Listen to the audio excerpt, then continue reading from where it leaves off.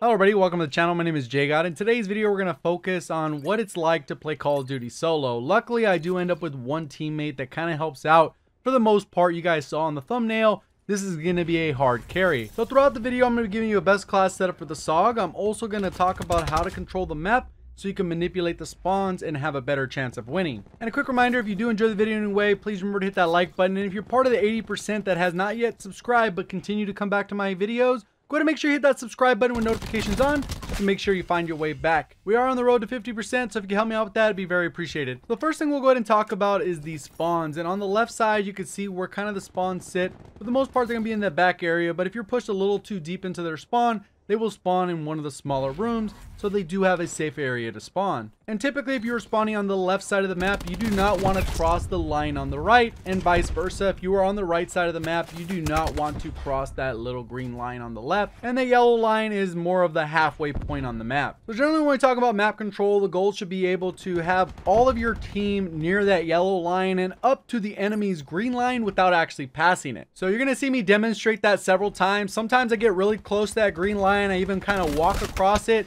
but I typically try to avoid crossing at all costs because you do not want to flip the spawns. And especially for the people that are new to the channel, contrary to popular belief, you do not want to triple cap in pretty much any scenario unless that is the only way you will win the match. So you're going to see how this plays out pretty soon. What's going to end up happening is I'm going to end up going upstairs, take the left room up top, and then I'm going to go ahead and control the front flow of traffic so that the enemies are not able to push onto B quite as easily. During this time, my teammates are able to jump on B without much contention. And this is the smarter way to play domination. You're going to make sure you push up. I'm not going to have as many caps, maybe not as many defends, because I'm not literally standing on the objective, but I'm actually putting in a lot of work currently so that my teammates were able to capture B with relative ease. So now that I talked a little bit about the map control aspect, which we'll continue to talk about, let's go ahead and talk about the class setup for the Saug. Also, a quick reminder on the Saug is that it did recently get a buff in the 1.16 update where they improved its sprint out time. I am using a standard Saug with standard iron sight, and the camo is the Soul Eater Reactive camo that was part of the first operation and first set of tiers. So obviously from the gameplay, you can see I'm not running an optic. I am running Quickdraw because I think a little bit faster aim down sight is very important when you're using SMGs, because every millisecond matters when you're trying to get into gunfights, because more than likely you're going to take damage. And even though this weapon doesn't have a ton of recoil, I think the next option when it comes to attachments is to run the grip,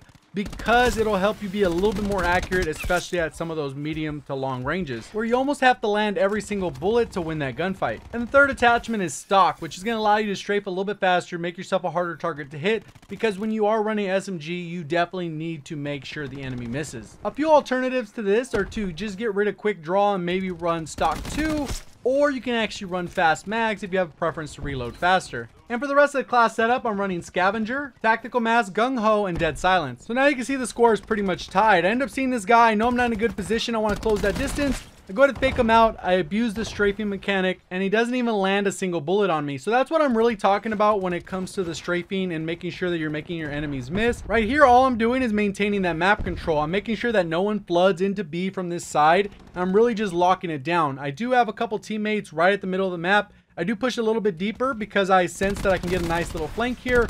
I am right on that green line, not really trying to cross it.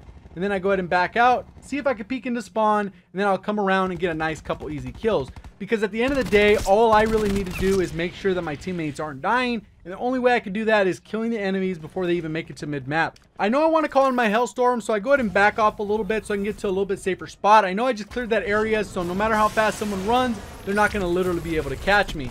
I go ahead and think I can get 2 kills on the right, and then I finish the guy on the left, and then I start working my way back to that green line again. So you can see I'm pushing around this right side. I can see where teammates are. This guy ended up spotting me. I'm just waiting it out, and I'm going to end up playing him. I jump out, pretty much take him out. He only landed 1 bullet on me, so it was pretty solid there. And one of the geniuses on my team actually went ahead and triple cap. So you're going to see exactly what happens in the moment we triple cap. Now we're spawning over on the right side of the map, and then we're going to see the enemies start to take A. I know I'm not in a good spot. We start getting flooded in. I land a couple bullets there. I need to get back out of there. I am sitting on a Hellstorm, so I'm working my way back to C side of the map because you can see that the enemies are already starting to take A. This is not a really good position. This is what ends up happening 9 times out of 10 when people go for that triple cap. Now you can see the enemy has already taken the B flag, and luckily that happened at the end of the round, because now I only got to wait for 3 points to tick off before we actually finish this round. And basically, if you're looking at where the enemies are on the minimap right now and where our teammates are, you can see that they have total map control, which is exactly what we had right before that flip. One reason I focus on these spawns and map control so much when I do my videos is because that is like the #1 question that a lot of times people have in the comment section. How can you predict where enemies are going to be? How do you know where the spawns are? And how do you know where the enemies are going to be? And right here you can see, as soon as I know that I'm almost done capping C, I go ahead and call in the Hellstorm so that I can actually take out these people pushing for the objective. I end up getting 4 kills, which allows my teammates to push up. There's still a guy on the objective, literally still on the objective. I end up taking this guy out in the back over here. Miss a few shots because I was a little bit off. But overall, you can see what I was able to accomplish allowed us to push forward. But even then, my teammates weren't able to win those gunfights, so we're still losing B, which is unfortunate because basically I played out that first part as flawlessly as possible. And what you'll notice is none of my teammates are actually pushing up. They're all kind of posted up in this little building right where I'm jumping into, and they're kind of just peeking from the window, not taking much action. I go ahead and jump up and end up getting flanked by the other guy, and I probably over pursued that B flag, but at the end of the day I know it becomes a snowball effect. Once you lose that map control, the enemy team starts getting streaks, and then it becomes almost impossible to win the match. This next death is just a little bit of bad timing. The second I jumped out the window, the person revealed themselves. They were able to shoot me in the back. Nice little clean easy kill for them, but we still got to focus on this map control. We were able to regain B in that little skirmish right there, so now we're in a pretty good spot. So we got to push up a little bit further. You can see this guy's kind of camping in the corner. I back off, make sure I'm getting a little bit of healed, jump back out, and then we end up finishing the guy off. So we're still in a good spot here. We have decent map control. We need to push a little bit closer to the other side of the map so we maintain that spawn control. And Summit is one of those maps where the actual spawns matter. Personally, I prefer the A set of spawns. So in this case, if the teammates are capping A, that's okay. They are triple capping. So more than likely the spawns will flip to the C side, and then we'll go ahead and be able to do exactly what we did in the first half. And I'm getting demolished there. I couldn't land any bullets. You can see where I'm spawning at, so obviously the spawns have not flipped.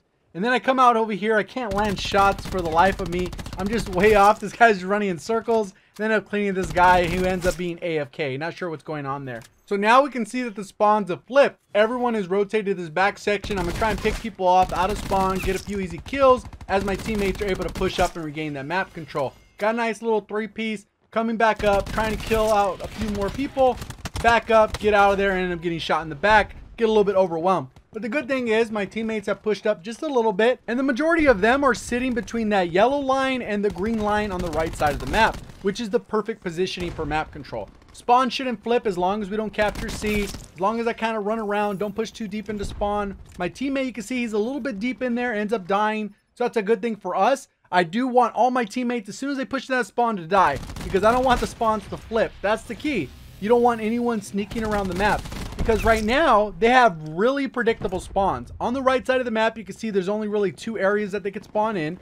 One in the far back and one in the little side where it's a little bit safer. Obviously I can spawn up a little bit closer by C, but that's a little bit rarer spawn if I have a good sight line of them. So even without the UAV, I have a good idea of where pretty much all the enemies are. But once you start flipping spawns, people flip around the different cracks in the map, and then they end up hiding in different areas. So a lot of times you're just going to end up getting shot in the back or from random angle you didn't expect anyone to be. So as long as we hold this map control the right way, you'll win more often than not. Keep in mind that this is not a tutorial on how to get a ton of kills in domination, because if it was, then I'd be pushing a little bit deeper into spawn, killing people out of spawn, trying to get as many kills as possible. Probably be running a little bit higher streaks so that my strike team can come in and just murder them in spawn. But that's not the goal of this video. It's more to focus on map control. I am playing with randoms. Most of them, they're very brand new to the game. A lot of them are like rank 15 and lower. So we really got to make sure we're focusing on the right elements so you can win more matches. A lot of times you get frustrated by your teammates. I know I 100% get frustrated because more often than not, I'm put with people that do not know how to play the game. And if I even remember right, I think there's actually a team of 3 on the opposite side, which makes it a little bit more unfair